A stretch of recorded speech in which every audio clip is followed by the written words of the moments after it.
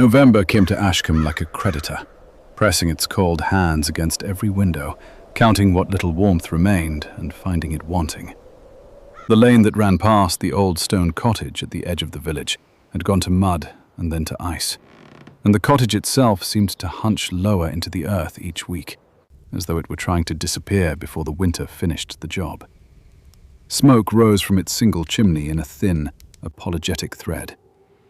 Inside, Eleanor Vance knelt by a low fire that gave more smoke than heat, and beside her, in a bed that had once belonged to someone with money enough to carve roses into its headboard, lay a woman the village had mostly forgotten. They called her Old Agnes. Nobody troubled to ask her surname anymore, and if they had, most would not have believed the answer. Hartwell. Because a Hartwell, in their minds, belonged to grander places than a leaning cottage with a leaking roof. Eleanor had been mending for her these past 3 months, walking the mile from her own rooms above the milliner's shop twice a week to trade bread and threadwork for company. And then, when Agnes's cough deepened into something that rattled her whole small frame, walking it every day instead. Nobody paid Eleanor to do this. She did it the way she did most things, quietly, without being asked twice, because the alternative was letting someone suffer alone, and she had never learned how to permit that. She was 26, plain in the way people mean when they cannot think of anything else to say about a woman, dressed always in the same grey wool that had faded past the point of being any particular grey at all. It was not a colour chosen for humility so much as inherited from circumstance, but Eleanor had stopped minding the difference. Grey did not show mud. Grey did not show the long hours. Grey asked nothing of her, and she had little enough to give. That night the fever broke high, and Eleanor did not go home. She sat on the low stool beside the bed, with a cloth and a basin of water gone lukewarm within the hour, and she pressed it to Agnes's forehead, and she listened to the old woman mutter names into the dark that meant nothing to her. A boy's name, mostly, repeated the way one repeats a prayer. Julian. Sometimes just a sound that might have been the start of it. The wind found the gap beneath the door and worried at it all night like something patient and unkind. And the single candle burned down to a stub, and Eleanor did not sleep. She was not thinking, in that long, dark stretch, about who Agnes had once been. She had no reason to. The old woman had never spoken of a past grander than her present, had never hinted that her chapped, competent hands had once braided a duke's cravat crooked on purpose to make a lonely boy laugh, had never said that the house she'd been turned out of 30 years before, quietly and without explanation, sat not 4 miles from this cottage, with its windows all shuttered in mourning for a family that no longer filled it. Agnes had kept that door closed, the way she kept most doors closed. Eleanor only knew a sick old woman who needed watching through the night, and so she watched. Toward the grey hour before dawn, when the fever seemed at last to loosen its grip, Agnes's eyes opened and found her. "You're still here," the old woman said, her voice a thin thread of its usual self. "Where else would I be?" Eleanor answered, and it was not really a question, and Agnes almost smiled, the corners of her mouth moving a fraction, the ghost of an expression too tired to complete itself, before her eyes closed again into something that was, this time, only sleep. Eleanor sat a while longer, watching the old woman's chest rise and fall with a steadiness that had not been there at midnight, and she allowed herself, finally, the smallest exhale of relief. Outside, the dark had begun to grey at its edges. She did not cry. She had found, over the years, that crying solved nothing that a full basin and a clean cloth could not solve better, and so she had mostly stopped, the way one stops any habit that costs more than it gives back. She did not know, as she banked the fire and drew the thin blanket higher over Agnes's shoulders, that 4 miles away, a man was reading a letter by lamplight that would change the shape of both their winters. The village of Hartsdown, in those months, had the particular hollowed-out look of a place waiting out a season it did not expect to survive intact. Fewer lamps burned past dark that winter than had the winter before, Fewer chimneys smoked with any real conviction. Fewer voices carried across the green on market mornings, as though the whole village had drawn its collective breath and was holding it against the cold, rather than exhaling into it. It was not poverty exactly, or not only poverty. Hartsdown had always been a modest place, but a kind of thinning, the way a fire thins when no one troubles to feed it, embers persisting more out of habit than heat. Eleanor had grown up watching that thinning happen by degrees, one shuttered shopfront at a time, one family gone to the mills in the north at a time, until the village she remembered from childhood and the village she walked through now seemed, some mornings, to be two entirely different places that happened to share a name. She had never much minded it for herself.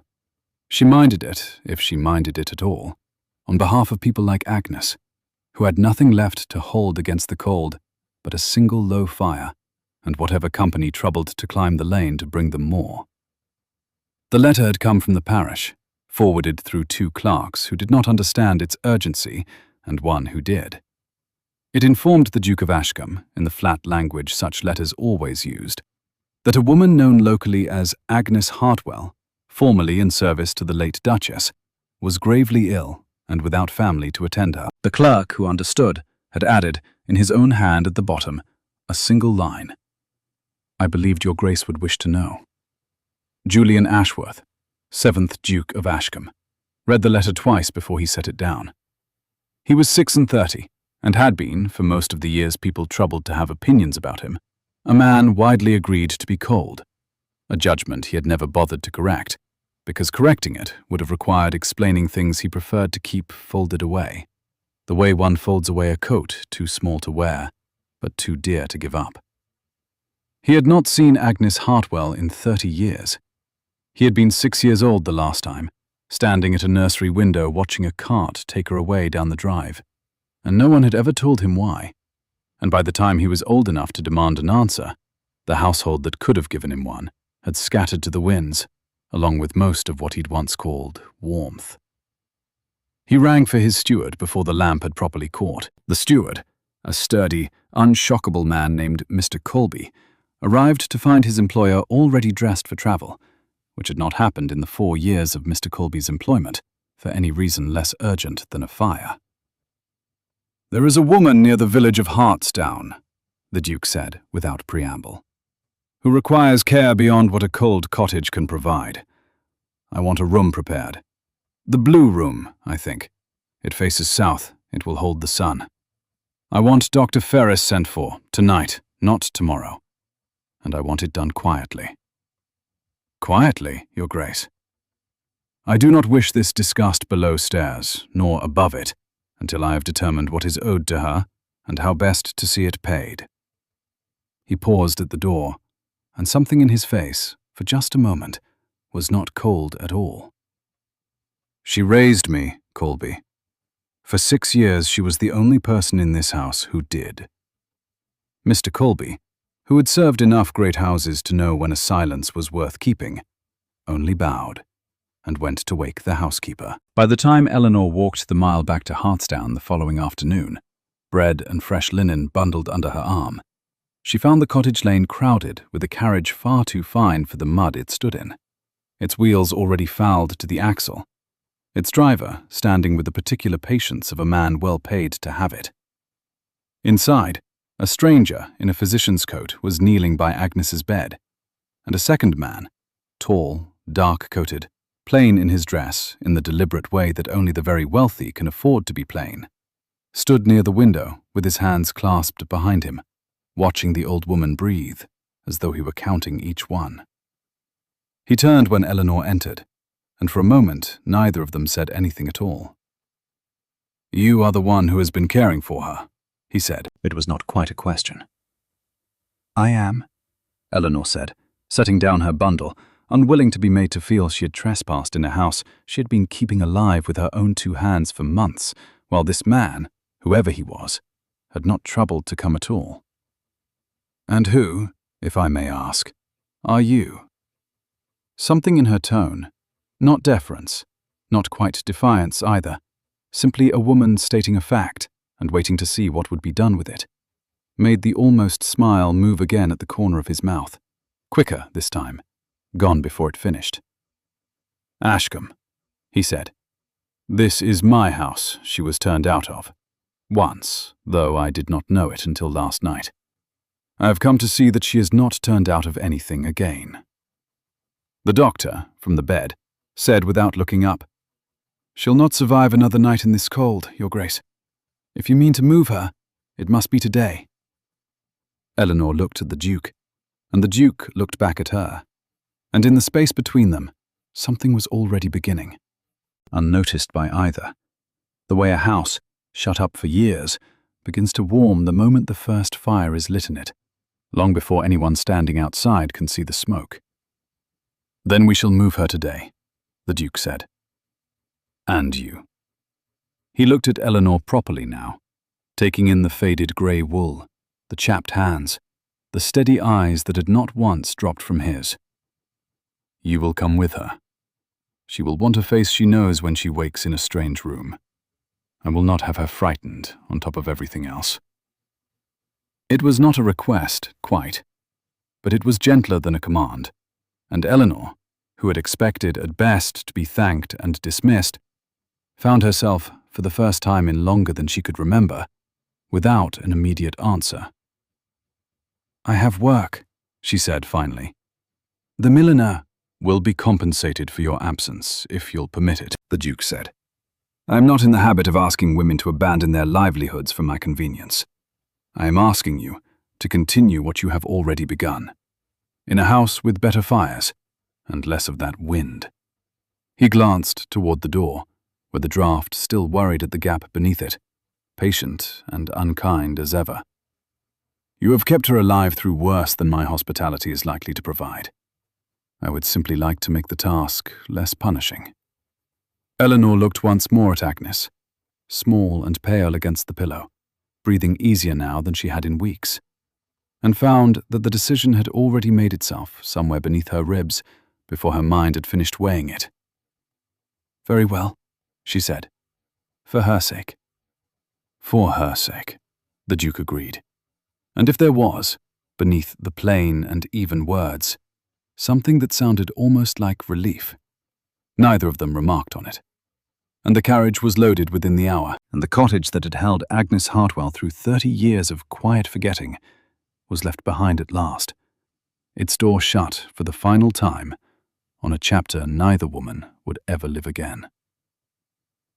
The house at Ashcombe received them the way old houses receive most things, slowly, and with reservations it did not trouble to hide. Eleanor had expected grandeur, and found instead a kind of grand emptiness. Rooms too large for the handful of servants who kept them, corridors that echoed with a stillness that had nothing to do with peace. The blue room, when they carried Agnes into it, was cold, despite the fire already lit in its grate. Cold the way a room is cold when it has not held a living body in years. And Eleanor thought, watching the shadows pool in its corners, that a house could grieve for itself as surely as any widow could, if it were left alone long enough. She did not know yet how much of that grief belonged to the man who owned it. The first week, Agnes slept more than she woke, and Eleanor learned the shape of the house by walking it in the deep hours between one dose of medicine and the next. She learned which floorboards complained, and which held their silence, which windows had been shuttered so long that opening them released a breath of stale, morning air, which rooms had once clearly been loved, and now stood like guests who had overstayed a welcome no one remembered extending. She was not searching for anything. She simply could not sit still with worry, and walking gave the worry somewhere to go.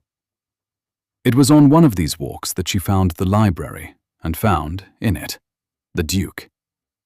He was not reading. He sat in a chair too large for the small circle of lamplight he'd allowed himself, a book closed on his knee, staring at nothing in particular.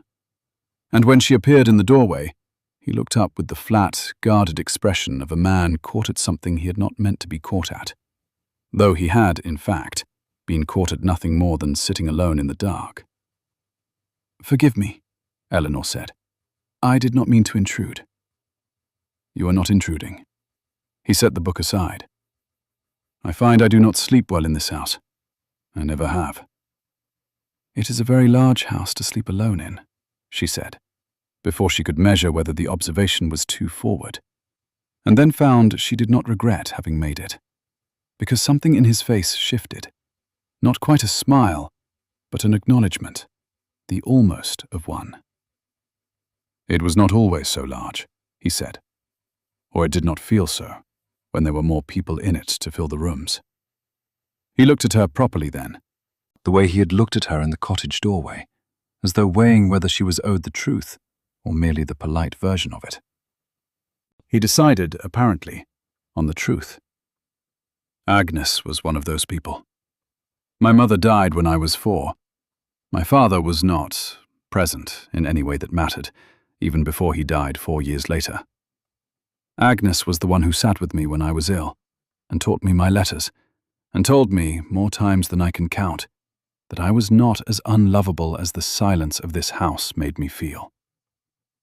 And then one day she was simply gone, and no one would tell me why, and I was 6, and I decided that people who love you leave one way or another, and that the safer course was never to need them in the first place. He said this the way he said most things, evenly, without theatrical weight, as though reporting weather rather than grief. But Eleanor had sat with enough of the dying and the lonely to know that a still voice was not the same as an untroubled one. "That is a very cold thing to decide at 6, she said. "It has kept me warm enough," he said, and this time the almost smile did complete itself, briefly, wryly, at his own expense. Or so I told myself, until a letter arrived last night and undid 30 years of careful arrangement in the time it took to read 2 paragraphs. Eleanor said nothing to that. She had learned, tending the sick and the grieving, that some silences were meant to be filled, and others were meant to be sat in, and she sat in this one with him until the fire burned low, and when she finally rose to return to Agnes's room, he rose too, and walked her to the door, and said only, "Thank you for staying." Not for the visit, for the months before it, the ones he had not been there for and knew it. "I did not do it for thanks," she said. "I know," he said. "That is rather the point." The household, in the weeks that followed, thawed toward her the way a house thaws when someone finally opens its windows, reluctantly, then all at once.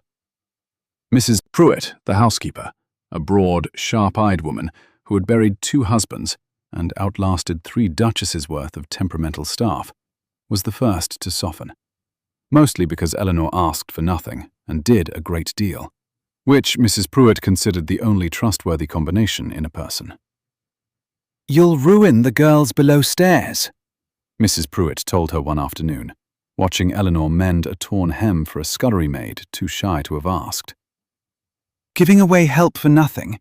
They'll come to expect kindness as a matter of course, and then where will we all be?" "Terribly inconvenienced, I imagine," Eleanor said, and Mrs. Pruitt made a sound that was not quite a laugh, but stood in for one, and after that brought Eleanor tea in the mornings without being asked, which, in the language of that particular house, was as good as an embrace. Agnes woke fully for the first time on a grey morning 10 days after the move, blinking at a ceiling far finer than any she'd slept beneath in 30 years. And when her eyes found Eleanor in the chair beside the bed, she said, in a voice stronger than it had been in weeks, "This is not my cottage." "No," Eleanor said. "You're at Ashcombe. The Duke brought you here." Agnes was quiet a long moment.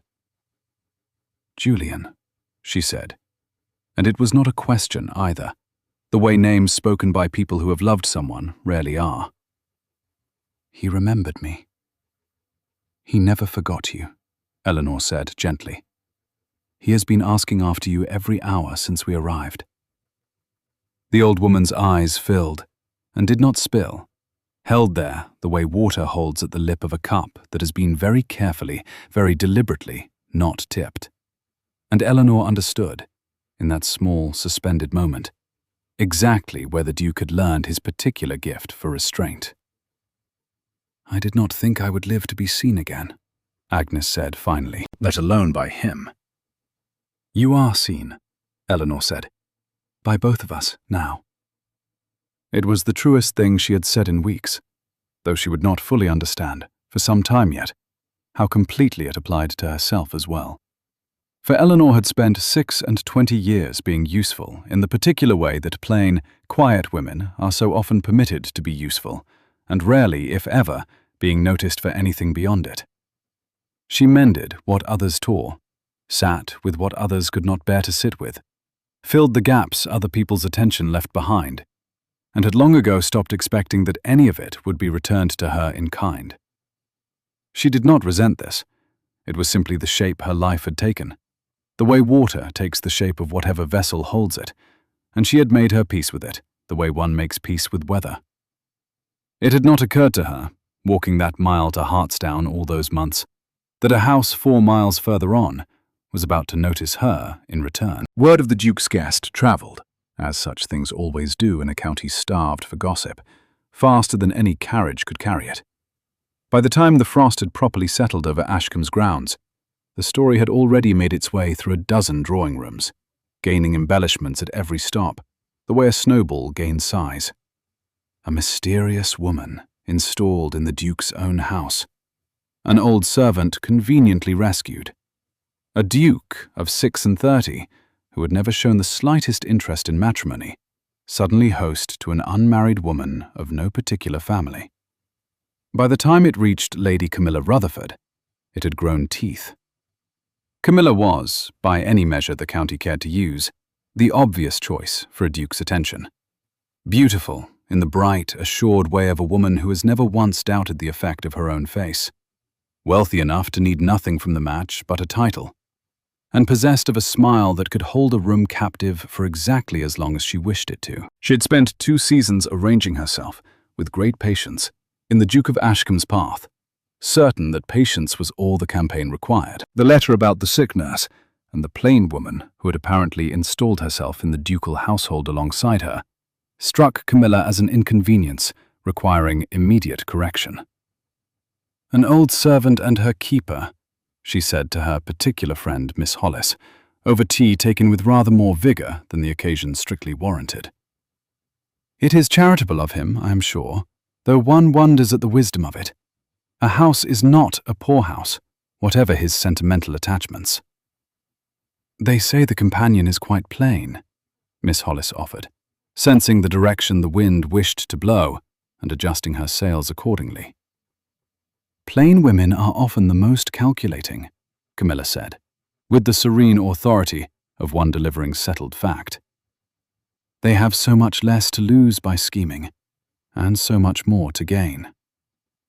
It was not a large step from drawing-room speculation to something sharper, and Camilla did not hesitate to take it. Within a fortnight, the whispers reaching Ashcombe's own servants, who reported everything to Mrs. Pruitt, who reported the parts worth reporting to Eleanor, out of a fairness she would not have called kindness but was, had shifted from mild curiosity to something with an edge to it, that the companion had wormed her way into a dying woman's confidence in order to secure a place in a rich man's house, that she meant to trade on the old nurse's death for whatever comforts and connections she could extract before the Duke came to his senses, that a woman with nothing to offer but a sad story and a patient face had no business sitting where she sat.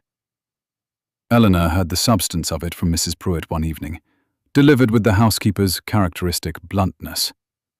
People will say what they say, Mrs. Pruitt finished, and most of them have never sat up a single night with anyone but themselves. Pay it no mind. I do not intend to, Eleanor said, and largely meant it, though something in her chest tightened all the same. The particular ache of being misjudged by people who had never once troubled to look closely enough to judge her rightly. We'll take a very short break here. If you don't want to miss new stories like this one, please subscribe to the channel. The Duke, for his part, heard the rumour from a source with far less discretion than Mrs. Pruitt, and his response was immediate and entirely uncharacteristic of the cold reputation the county had spent years building for him. He found Eleanor in the garden the following morning. She had taken in recent weeks to walking there in the grey early hours, coaxing back to life beds that had gone to weed under years of neglect. One small, unshowy act of restoration at a time. And he came to stand beside her without preamble, his jaw set in a way she had not seen before. "I understand there is talk," he said. "There is always talk," Eleanor said, not looking up from the rosebush she was clearing of dead wood. "It costs nothing to make, and rather less to believe." "It costs you something," he said, "and that is not a cost I am willing to have charged in my name without answer." He paused, and when he spoke again, his voice had lost its careful evenness entirely. "I have spent 30 years letting people believe what they wished of me, because correcting them required more of myself than I cared to spend. I find I am no longer willing to extend that particular economy to you." Eleanor set down her shears and looked at him properly, and found in his face none of the guarded stillness she had grown used to, only something raw and unrehearsed. The look of a man discovering, somewhat to his own surprise, that he had a limit after all, and that she had found it. "Then don't," she said simply. "But do not do it for my sake alone. Do it because it is true." "It is both," he said. "I am no longer certain I can separate the two." The dining room at Ashcombe had, for as long as anyone in service there could remember, been arranged around a table built for 4 and 20, though it had not seated more than 3 at a time in living memory. The Duke took his meals there alone, at one end, with the empty length of polished wood stretching away from him like a field left fallow. And no one had ever thought to remark on it, because grand houses were expected to have grand rooms, and grand rooms were expected to dwarf the people who lived in them. It was Mrs. Pruitt, in the end, who noticed that Eleanor had begun, without asking permission of anyone, to have her own small table set instead in the morning room, a modest, round thing meant for correspondence, where the fire could actually be felt, and a person's voice did not have to travel the length of a ballroom to be heard by the person across from her. When the Duke found her there one evening, having gone looking through 3 empty rooms before he thought to try it, he stood in the doorway a long moment before he said anything at all. "You have abandoned my dining room," he observed. "I have not abandoned it," Eleanor said. "I have simply declined to be swallowed by it. There is a difference." He considered this, and then, instead of summoning her back to the proper table as she half expected, he sat down across from her at the small one, folding his considerable frame into a chair clearly built for smaller company, and said only, "This is an improvement." Which, from a man who had spent 30 years perfecting the art of saying as little as possible, Eleanor understood to be very high praise indeed. They took their meals there most evenings after that, and within a month the great table had been quietly removed to the attics altogether, replaced by something a third its size, and Mrs. Pruitt, reporting the change to the below-stairs staff with the air of a woman announcing a change in government, pronounced it the first sensible decision made in that dining room in 20 years. It was not only the table.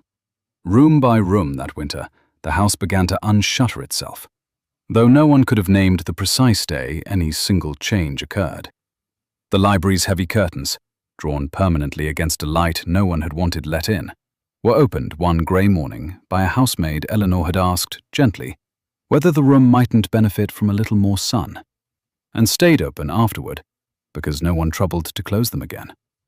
The nursery, shut up since the Duke's own childhood, and thick with the particular dust of a room preserved rather than used, was aired and dusted at Agnes's quiet request. Not, she said, because it would be needed any time soon, but because a house ought not keep any room in permanent mourning, whatever that room had once witnessed. Even the stables, where the Duke had for years kept exactly as many horses as duty required, and not one more, acquired, that spring, a small grey mare that Eleanor had admired without ever once asking for, and which appeared in her stall one morning with no explanation offered beyond the note tied to her bridle, which read, in the Duke's economical hand, "For rides that do not require permission first. Mrs. Pruitt," watching all of this unfold with the flat, assessing eye of a woman who had seen every kind of household in her 40 years of service, offered Eleanor her verdict on it one afternoon, while they folded linens together in companionable silence. "I have worked in this house 11 years, she said, "and in that time I have polished more silver in a room nobody ate in than I care to count, and dusted more portraits of people nobody living remembers. And I will tell you plainly, Miss Vance, but a house wants using nearly as much as a person does. You have not done anything so very remarkable. You have simply insisted that the rooms be lived in rather than merely kept. It is astonishing how few people trouble to make that distinction, and how much difference it makes when someone finally does." "I only wanted somewhere warm enough to eat my dinner," Eleanor said, embarrassed by the weight the housekeeper seemed determined to hang on so plain an impulse. "Yes," Mrs. Pruitt said, folding a sheet with brisk, practiced hands. "That is rather my point, if you'll let an old woman make it without further argument." It was against this slow, unremarked thaw that the whispers stirred by Camilla Rutherford found their footing. Because a house visibly coming back to life invites precisely the kind of scrutiny a house left quietly to rot never does. No one troubles to gossip about an empty room. Everyone has an opinion about a full one. Agnes, meanwhile, grew stronger by the week, though her recovery moved at the unhurried pace of a body that had spent 30 years being asked to make do with less than it needed. By midwinter, she was well enough to sit up by the fire in the blue room's window seat, a shawl over her knees, watching the frost patterns form on the glass. And it was there, in the slow grey afternoons, that she began to tell Eleanor stories of the boy Julian had been. Solemn even as a small child, quick to laugh when no one was watching, and quicker to hide it when someone was. Fiercely, almost painfully attached to the few people who troubled to be gentle with him. "He used to hide books under his pillow," Agnes said one afternoon, "so his tutor would not know he'd finished the week's lesson in a single evening and demand he sit through it again for form's sake. I found him out within a fortnight, of course. I never told his father. There seemed no purpose in it, except to take away the one small rebellion the boy had." "You loved him very much," Eleanor said. "I raised him," Agnes said, as though the two were, in her accounting, the same thing, which perhaps they were. And then one day, the housekeeper, before Mrs. Pruitt's time, told me my services were no longer required, gave me 2 hours to pack, and I was put on a cart before I could so much as say goodbye to him. I never learned why. I have had 30 years to guess, and none of my guesses have ever satisfied me." Her hands, folded in her lap, tightened briefly around the edge of the shawl. "I did not think of it as a wound any longer. One learns to stop touching the places that still hurt. But when the carriage came for me, and I understood where it was taking me, I confess I did not know whether I was more afraid of dying or of seeing this house again and finding it had gone on entirely without me." "It had not," Eleanor said. "It only forgot how to say so." Agnes looked at her a long moment, the way people look at someone who has, without quite meaning to, said something larger than the sentence itself. "You are good for this house," she said, "and I do not think I mean only the mending." Eleanor did not answer that, because she did not entirely trust herself to, and Agnes, with the particular tact of the very old, allowed the silence to stand. The confrontation, when it came at the Hartwell Ball, an annual gathering that every family of consequence in the county attended more from obligation than affection, and which Camilla Rutherford had spent a fortnight anticipating as the ideal stage for a correction she considered overdue. She had heard, by then, that the companion would be attending, brought by the Duke's own invitation, dressed, no doubt, in whatever grey sack constituted her notion of finery, and Camilla had resolved that the evening would end with the county's opinion of the matter settled decisively in her favour. The room was full when Eleanor entered on the Duke's arm, a decision he had made deliberately, and one she had accepted with more courage than certainty. And the particular quantity of the silence that followed them across the floor told her everything she needed to know about how thoroughly the rumors had done their work. Camilla found them within the quarter hour, moving through the crowd with the practiced ease of a woman accustomed to commanding a room, and stopped before them with a smile arranged to look like warmth and function like a blade. "Your Grace," she said. "And Miss Vance, I understand.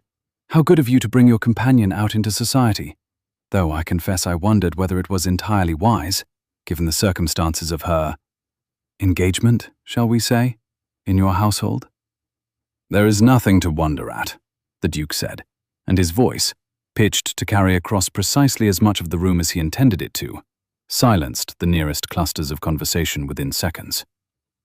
"Miss Vance sat through 3 months of a dying woman's fever in a cottage with no fire to speak of, asking nothing and expecting less, before I had so much as learned that woman's name again after 30 years of my own negligence. She did not do it for a place in this house. She has, in fact, twice asked to return to her work at the milliner's rather than accept one, and twice I have persuaded her to stay, only because the woman she saved has grown fond of her company. And so, I will admit freely, have I."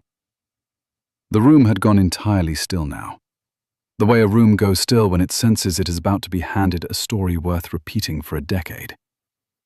"The woman she nursed," the Duke went on, "is Agnes Hartwell, who raised me from the age of 4 until I was 6, and who was turned out of this house by people long dead, for reasons I have never been given and no longer much care to learn, because nothing they could offer would undo the 30 years she spent forgotten.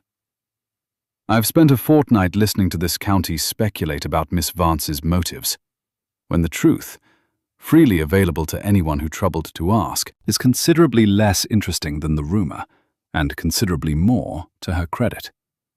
She is not a schemer. She is the only person in 30 years who thought a forgotten old woman was worth sitting up all night for, with nothing to gain by it.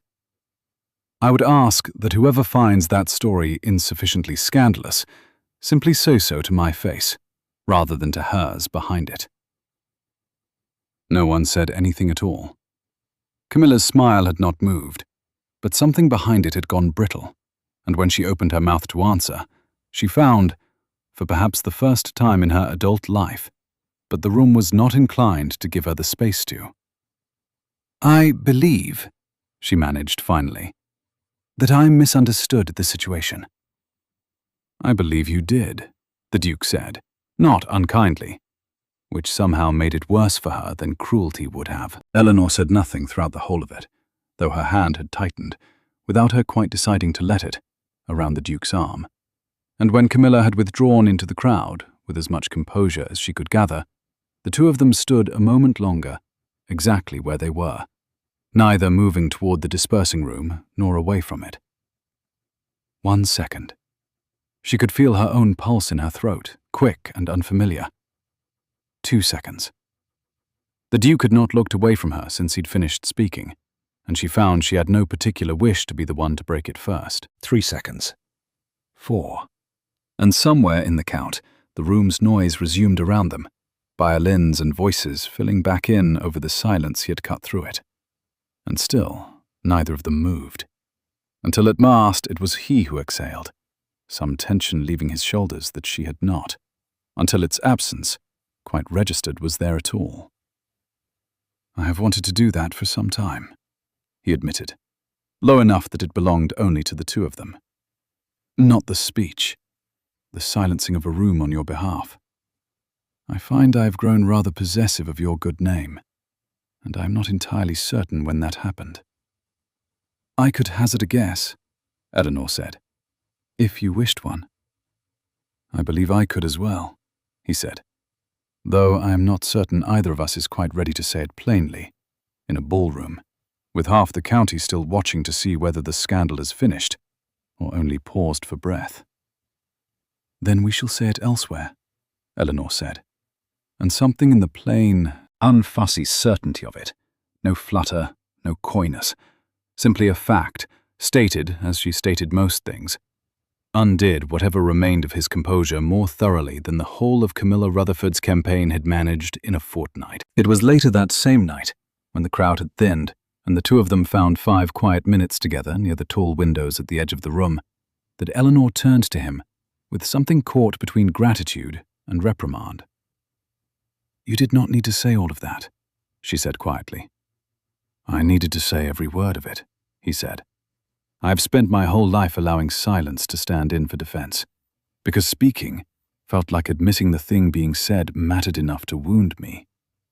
I find that where you are concerned, I no longer have the patience for that particular economy."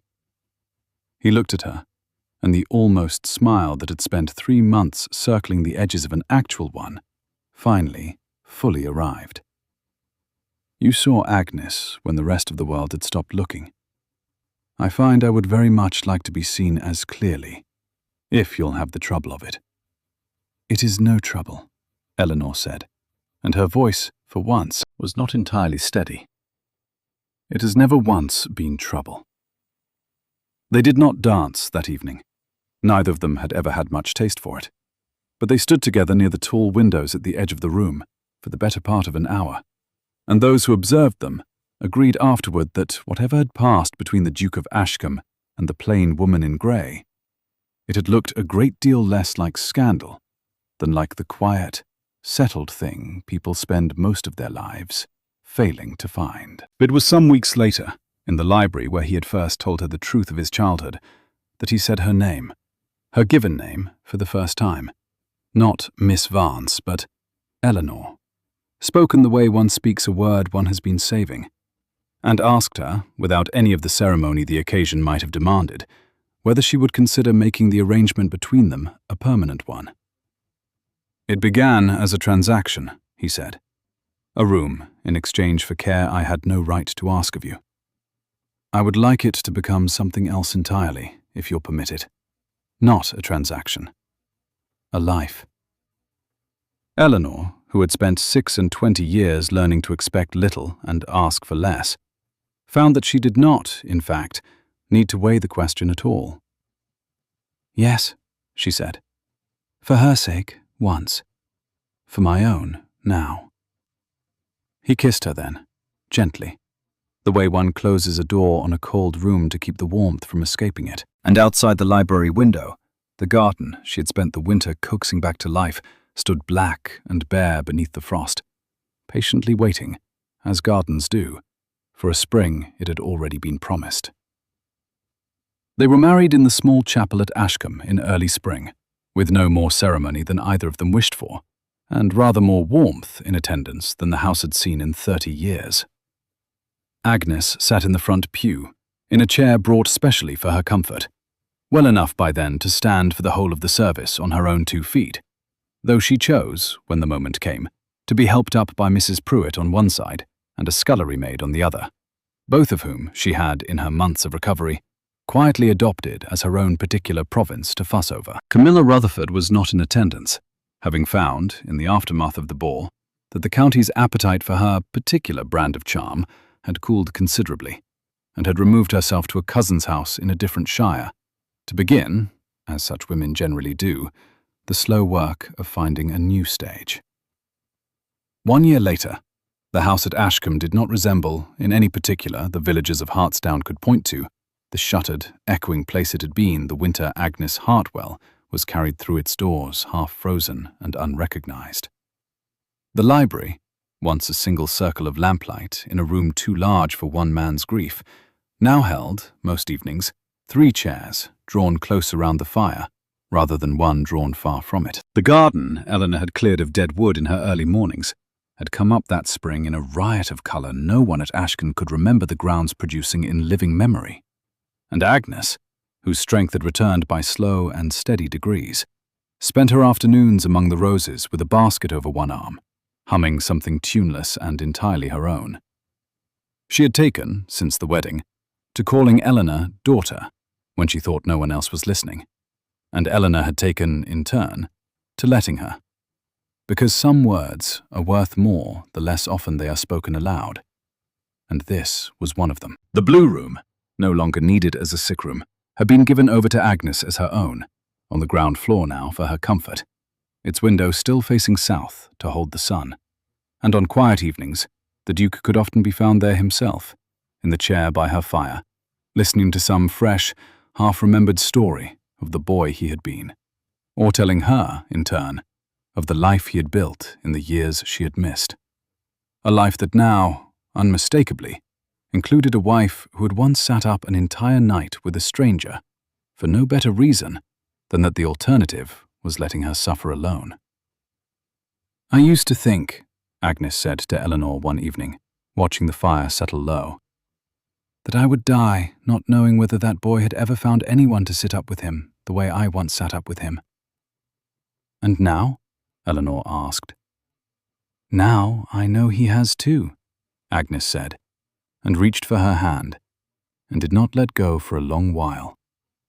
And this time, when her eyes filled, she let them spill freely, because a house that has finally been seen again has no more use for restraint, and neither, any longer, did she. Sometimes, on the coldest evenings, Eleanor still put on the old grey wool dress, softened now with wear and long since retired from daily use, simply to sit by the fire in it a while, the way one keeps a single relic of a harder season, not out of longing for it, but out of respect for what it had taught her. The Duke, finding her so one evening, the dress out of place among the finer things the house had since provided her, asked only, gently, whether she missed the woman she had been before all of this. "No," Eleanor said, considering the question honestly before she answered it. "I do not think I miss her. I think I simply do not wish to forget her, the way this house very nearly forgot itself, before someone troubled to remember it was allowed to be warm." She looked at him, and at the fire, and at the room around them that had once been cold enough to grieve in, and was cold no longer.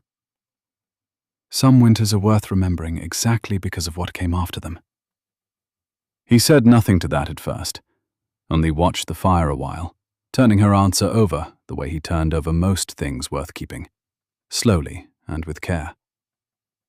"Then I am glad of the woman you were," he said finally, "since without her, I do not think I should have found the man I am now trying, rather late in life, to become."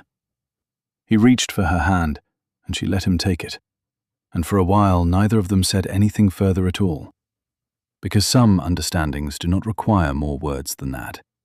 Only sat beside her by the fire, the way he had sat beside Agnes so many evenings that year. And outside the window the frost gathered on the glass in patterns not unlike the ones Agnes had once watched form from her sickbed, 4 miles and a lifetime away, in a cottage that no longer stood empty either, having been given, at Eleanor's own quiet request, to a young family from the village who needed it rather more than the wind did. Thank you for listening to the story all the way to the end. Please tell us which city you're watching from and what the story made you feel, and whether you too have ever sat up through a long night for someone the world had stopped looking at. Don't forget to subscribe so you won't miss new stories like this one.